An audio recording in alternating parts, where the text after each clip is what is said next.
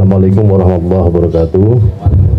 Selamat sore dan salam sejahtera bagi kita sekalian, teman-teman jurnalis yang saya hormati. Pada hari ini, hari Rabu, tanggal 3 Juli tahun 2024, sebagaimana yang sama-sama teman-teman jurnalis ketahui bahwa DKPP telah membacakan putusan perkara di mana saya jadi teradu. Dan sebagaimana diketahui, substansi dari putusan tersebut teman-teman sudah mengikuti semua.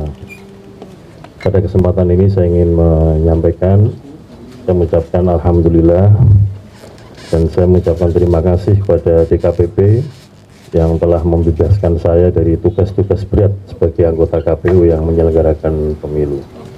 Pada teman-teman jurnalis yang selama ini berinteraksi, berhubungan dengan saya, sekiranya ada kata-kata atau tindakan saya yang kurang berkenan, saya mohon maaf.